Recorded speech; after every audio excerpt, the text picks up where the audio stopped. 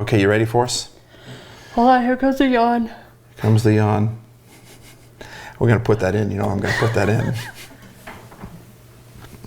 Bloopers. What'd you call me? I said bloopers. Cheapers, bloopers. Happy Life Studio. Oh. Hey everybody, thanks for joining us again. This is our second episode of A Penny for Your Thoughts. Yeah. We talked a little bit last week about where we got the title from, A Penny for Your Thoughts. I don't know if you're listening to this on IGTV or if you're watching it on Facebook or if you listen to it on a podcast. We're trying to put it in all these different venues because we want to help as many people as we possibly can. Mm-hmm. By the way, we're not clinicians. We're not doctors by any means. We're not medical professionals. Not at all. So like you said. Don't sue me. This is just advice from our own personal experience. So. And if you want to know more about Nena, check out Happy Life Studios. Wherever you listen to your podcast from, check out search Happy Life Studios, and then search for Nena. Right around episode 213 and 212, which is also called LL1, which is Limelight 1. We talked together, and you get more of Nena's story, but you also get more of her story as we go on in this whole thing. But so we're just two ordinary people, regular people that have gone through some serious anxiety. Yep. I know for me, I've gone through a lot of anger stuff, and we're just two people that have gone through it, and we've kind of on the other side of it. I mean, we still work through a lot of it stuff. I mean, had someone say to me the other day, they're like, "Don't ask me, you're the happy guy." I'm like, "No, I'm not the happy guy." Just because I have Happy Life Studios honestly helps me to try to be happy because I have to keep, I'm talking about it all the time, but I don't have it accomplished. But I will tell you that I've come a long way in this area of anxiety and anger, and I've learned a lot of things about myself along the way. Mm-hmm. But I want to share a story with you about. So one day I was sitting at my kitchen table, and I don't know what came over me, but I just had to leave. I had to go. I just had to run. I didn't know what it was at the time, and at that point I had been traveling on the road. I'm a communicator, and I've been traveling all over the place. My wife used to travel with me. Okay, so everywhere we went, we were literally the guys living in a van down by the river. That's who we were. We lived in this little stubby conversion van. Of course we stayed in people's homes, stayed in hotels, stuff like that. But we traveled all around together. But then our firstborn came, and we tried taking him on a trip, and he didn't travel very well. And it took 6.5 hours to go, a 4-hour drive, those babies, I'm telling you what, And so then, long story short, Christine started staying at home with Jordan, and I started traveling on my own. Well, now I'm alone a lot. I don't have her to what's that called? To support me. She supported me from home, but I don't have someone when we're all done to decompress, to talk about what had just happened. And I'm starting to wear myself pretty thin. I'm constantly giving out to people. I'm not at home. I'd be home for a couple weeks, but then I'd be gone for a couple weeks. And then when I would come home, I came home to a newborn, right? Mm-hmm. That cried all the time. That's what babies do, Well, yep. I'm kind of an anxious I'm the type of personality. What would you call that? A personality that just high-strung? High-strung, that's it. Like Kramer on Seinfeld. That's kind of what I'm like inside, And so that I just know how to handle all that crying, And I remember being on the road, traveling, and knowing I'm tired, and knowing I need to take care of this thing. When I get home, I'm going to rest, But then I get home, and I've got a crying baby, and I've got a wife and I'm trying to help her take care of the baby, and I'm not resting. I want to rest, but I can't rest. And then all of a sudden, one day, it just happened, and I'm sitting at the kitchen table, and I just had to leave. Christine said I was wrong. I said, I don't know, I just got to get out of here. I know now it's the fight or flight response, but I had the flight response. And I remember I called up a bunch of my friends who called me later. It scared the tar out of them because, I'm on the phone going, I don't know what's going on with me, but I don't know what to do. And I asked all this, just pray for me. I didn't know what else to say, Yeah. And I called up my friend that lived about 30, 40 minutes away.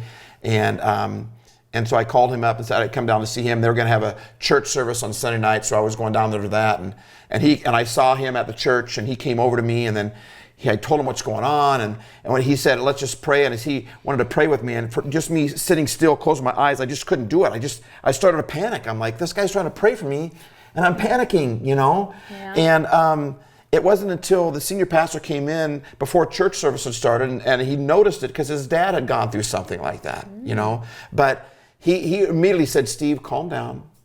Calm down, it's going to be okay.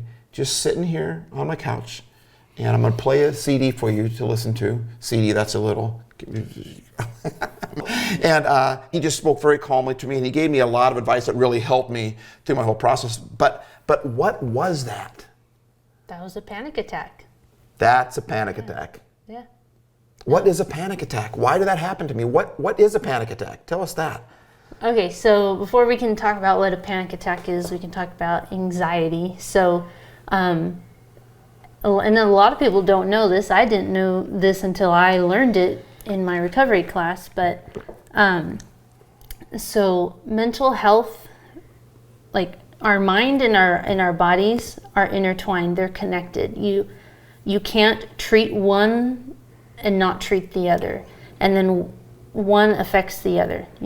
We have one body, and a lot of times we think, we try to treat them separately. You can't separate the mind from the body. And They're together. And so, okay, that's good. I like that. So anxiety, in our bodies we have adrenal glands, and that's where adrenaline, which is a stress hormone, and other hormones like cortisol, they come from.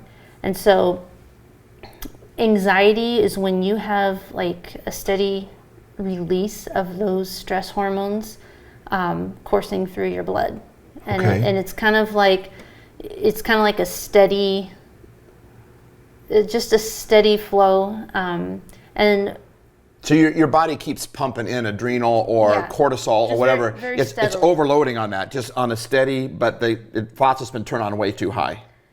Yeah, but I wouldn't say there's a sharp increase, decrease. It's just kind of steady. There's never a release from. Do you normally is it come and go? I mean, you get a little adrenaline rush and then you turn it off. But you're saying this is a steady thing. It's more of a steady. So that's why, like a lot of people with anxiety, have insomnia. You can't sleep. You feel restless. You kind of feel a little bit worried all the time. You're on edge. You have a hard time focusing. You might be a little bit moody. Things like that. So that's what anxiety is. Now, a panic attack is a more exaggerated version of anxiety. So with anxiety, you kind of have this steady rise and fall kind of over a long period of time. A panic attack is when you have a sudden rush of those stress hormones into your bloodstream. And so if you're looking at a graph, there would be a very sharp rise and fall. Like an energy drink. Bam, bam. I mean, exactly. So it'd be a big spike, and so that's all of those hormones, and then you have the fall off. So a panic attack, that's why it comes on. It's more intense, more exaggerated. Typically, it has a beginning and an end, and that can vary from person to person. But so it's just a large shot of adrenaline or cortisol or whatever. That's what a panic attack is. But then when you do that, then your body naturally eventually corrects that, and then you crash as far. What's it like when you crash at the bottom then? Well, you feel better, I guess. But so adrenaline obviously causes our body to react in certain ways. So we have certain, feeling sensations. So that's why, like, your heart will race. You might shake. Your palms get sweaty. You probably think faster. You might feel dizzy. I felt like there was impending doom. I felt like something something was wrong. I couldn't tell you what. I just know something's wrong. Like a flight or fight response. There's a lot of physical symptoms that adrenaline can create in your physical body. And so, that's just some of them. It's different for everybody what they experience, but if you want to just really simplify like what anxiety is, like you just look at what's going on in your body, and that's what it is. It's just a shot of this adrenaline, which we need adrenaline, right? Is adrenaline healthy, right? Well, yeah. What's adrenaline for? Gives you strength. If you are in a legitimate Right? dangerous situation. It helps you think quicker, move, respond faster. So yeah, it is kind of like a survival mechanism. And so that's what it is. But So it can be healthy, but it can also be very unhealthy. yeah, and so physically, that's what's going on inside of us. I know for me, it was scary, right? It was super scary, and I had them for quite a while. I didn't know if I could go anywhere because I was gonna, I know you talked about that in the podcast a lot, and it took us, even though a panic attack hit me out of nowhere, right? It took me a long time to get there. It's going to take me a long time to get out, right? You can't just realize, oh, panic attack is just a shot of adrenaline, so I'm just going to stop having adrenaline. It's not that easy, right? Yeah, there's a reason why that's happening. So there's a reason why I'm having a panic attack. So explain that for me, if you don't mind.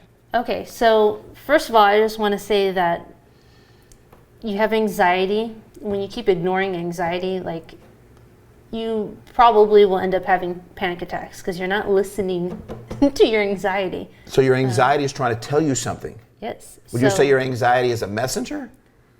I would say our body. Your body is the messenger. Is the messenger. Okay. So our body is the messenger, and it uses anxiety. It uses panic attacks to, I guess, deliver the message that is try to tell us something. Trying to tell us. So.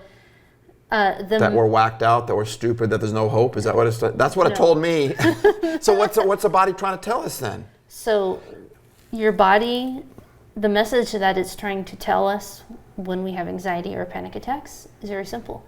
I'm tired.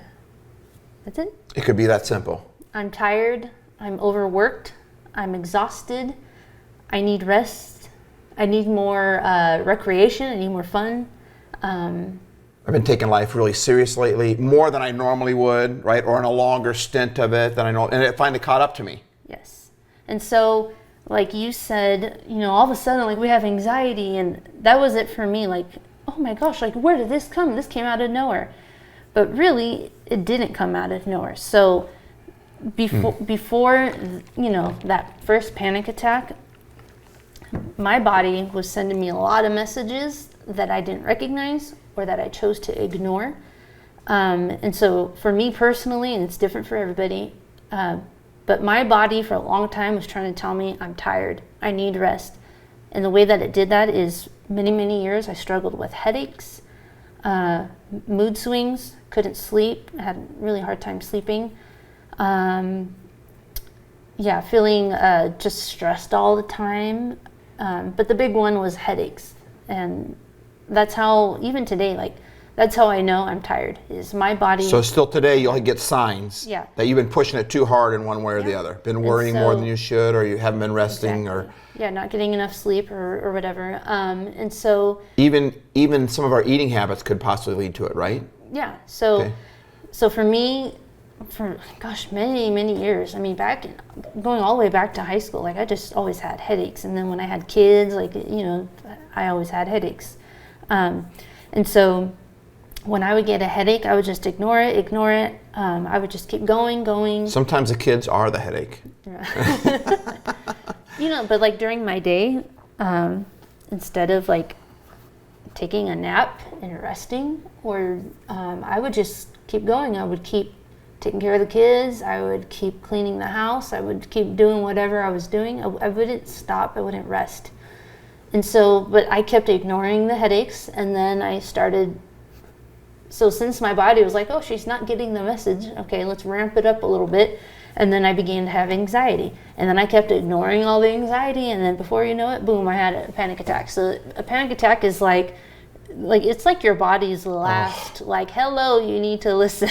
Right. It's screaming at you. It's slapping you in the face with a 2x4. It's drop kicking you in the throat. I mean, it's like, it's intense. So like, I think I said this before in our first episode, or maybe didn't, I don't know, but I not only want to help people who like are currently struggling with anxiety, but when like, I can notice people who don't have active chronic anxiety, but man, their lifestyle and their habits, like, if they don't change something, they're heading there. And I want to help. I don't want people to get to where I was. I want them to catch it early, and so they don't have to go through what I went through. Wow. And so the message is, A penny for your thoughts, Nena. yeah, the penny for our thoughts. When we have anxiety, when we have panic, that is our body's way of telling us, like, I'm tired. And that can look different for everybody. Am I getting enough sleep? How's the quality of my sleep? Do I have too many responsibilities on my plate? That's a good one. Am I saying yes to too much? Am I working too much? Which I think, man, for our culture, that's a big yes for a lot of people. And you're a type A. You've told me you're a type A personality. so I'm a doer. I like to accomplish things, so I could just keep going. And sometimes to handle the stress, we want to accomplish more. So we work harder, we go at it harder because it just sometimes in this situation, are you saying it's compounding the problem then? Yeah. If your body's trying to tell you need to rest, you need to laugh, you need to play, you need to eat better, you need to sleep, whatever it is, you need to pay attention to that. And it's not just, we need more rest, but like, I know for me, I don't, and this is true for me even still, like, I don't have fun enough. And a lot of times a way that we can help our body rest is take a day off, like do something you enjoy, learn a new habit, go on a hike, hang out with friends. So a lot of times when we have fun, just like when we rest and we sleep, that is our body's way of like recharging. It's called recreation. Yeah. You break that down, it's recreating. Yeah. So we're creating something brand new, and we rest when we play. If we don't play enough, we don't laugh enough, then what's the point of the work anyway, right? Exactly. But there's got to be a balance there, right? You can't just focus on one of the four food groups and just eat that. Like for me, it's sugar. That's my fourth food group. But you just can't focus on one. You try to even out all of them how they're supposed to be. Right? Like I'm always trying to get if I can have a donut in the morning, I can get all my fat intake out of the way in that one donut, and then I'm good for the rest of the day, But we got to be balanced in the whole. We got to feed, and like you said earlier, our brain is connected to our body, our spirit is connected to our soul, right? Our heart is connected to our mind. You can't separate them. So your body's trying to tell you something. You might need mental rest. You might need physical rest. You might need to pull back. You might be saying yes to too many things. So, yeah, and so when we are, when that adrenaline goes through our body, like physical things happen. So,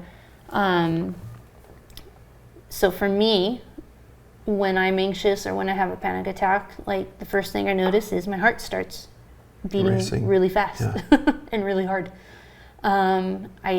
I get hot, a little sweaty, and I don't necessarily feel dizzy, but I feel like my balance is off. Like those are some of my like symptoms of anxiety that always seem like I always have. Those are my symptoms. So I can't put sentences together. I can't think clearly. I can't make decisions. Right? I get overwhelmed easy. Those are a lot of my symptoms with me. Yeah. And so it affects us all differently, but we know something's up, right? We know something's going on because our body is a messenger. It's trying to tell us something. Pay attention to me. Do you feel like we like to ignore our bodies? Well, yeah, and that's how it snowballs and gets worse. It's way out of hand. And so why do we do that? Why do we ignore our bodies? It's part of our culture. Simple. What do you mean? Explain that. In America, and especially where I live in Southern California, it's go, go, go, like work. And I'm tired, but I know I need to rest, but I need, right? I need to get this done. Or I think we wear our busyness as a badge of honor, like, Or we're using it to also hide how we feel. Like if you get alone and all of a sudden the thoughts come in and they overwhelm you, that's your body trying to tell you something. Penny for your thoughts. Your body's saying, hey, but if you just keep ignoring that, it's not going away. You said it in the first episode. It's like a pot of boiling water that the water never evaporates. Pretty soon it's gonna. Yeah.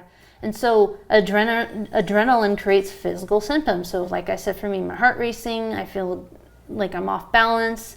And then eventually, as we know, like anxiety creates also fearful thoughts. So, but the thing is, we fear our body when it's doing these weird things. Right. We don't know what's going on here, and so we just ignore it and say, I don't want to deal with that.